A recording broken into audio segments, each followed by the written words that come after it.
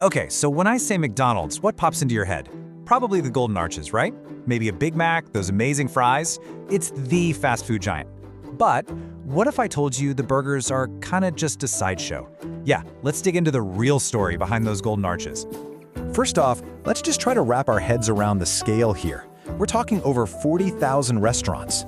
That's in more than 100 countries. McDonald's is, a global icon. And that massive footprint, that's actually the key to figuring out what their true business is. So, that crazy scale, it brings up a really important question. If you think their business is selling burgers, well, you're only seeing half the picture.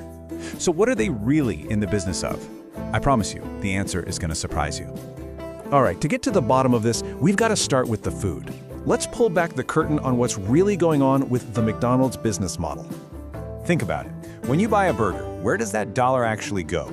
Well, a huge chunk of it pays for the food itself, the staff, the lights, the basics. Then the franchisee, the person who runs that specific restaurant, takes their cut. And what's left for the big McDonald's corporation?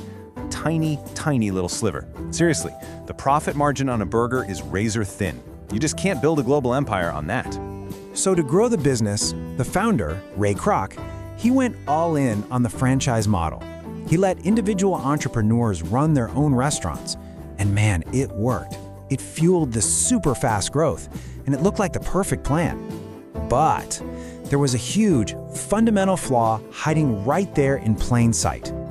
And that brings us to the early days, a time when the company's whole foundation was, it was pretty shaky. And let's take a look at the cracks that were starting to show up in those famous Golden Arches. Okay, so the first deal they had was this. McDonald's corporate would take just 1.2% in royalties from whatever a store sold. That sounds okay, right? But what it created was a super unstable way to make money. I mean, their entire income was tied to how many burgers and fries were sold each and every day. There was zero long-term security in that kind of model. None. Yeah, this was definitely not a model you could scale up. Ray Kroc figured out pretty fast that betting his company's entire future on thousands of different restaurant owners, that was a huge gamble. This wasn't the formula for a global empire. Honestly, it was a recipe for total failure. So right when Kroc was getting super frustrated with the whole thing, this financial whiz joins his team and completely changes the course of history. Okay, this is the big turning point, the big reveal. This guy, Harry Sonborn, he saw what literally everyone else was missing. He realized the company's true value wasn't in the Big Mac sauce or how fast they could serve you. No way. The real answer wasn't even in the kitchen. It was in the land, the dirt right underneath every single restaurant. And Sonneborn, who actually became the very first president of McDonald's, he put it so simply. He said, "We are not in the hamburger business, we are in the real estate business." And bam, that one single idea, it changed everything. All right, so the secret's out. But how does this new model really work? Let's break down the genius behind this landlord strategy. It's actually a pretty simple but brilliant four-step process. Okay, step 1.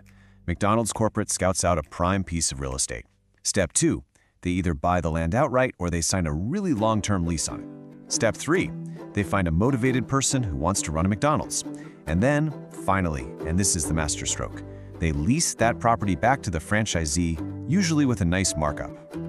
So you can see the money they make from burger royalties is just tiny compared to the massive, steady income they get from rent.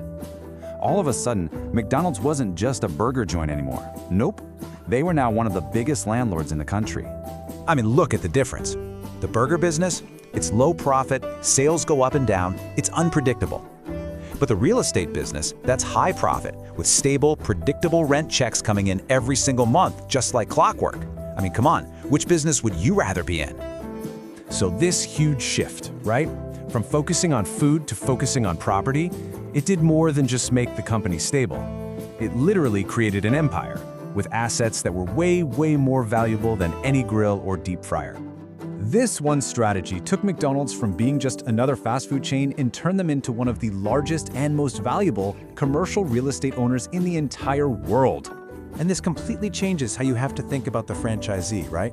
From the corporation's point of view, they're not just partners in the burger business, they're basically perfect long-term tenants. And their burger business, that's just the engine that generates the cash to make sure that predictable, always growing rent check gets played. Get this. Today, the real estate that McDonald's controls is worth over $30 billion. That is the real foundation of the Golden Arches. So when you boil it all down, the burgers aren't the real business. They're just the thing that helps the franchisees pay the rent to their landlord, which just so happens to be McDonald's. It's just an absolutely brilliant business model, hiding right out in the open. And it makes you wonder, right? It leaves us with one last question to chew on. What other famous companies that you see all the time aren't quite what they seem on the surface?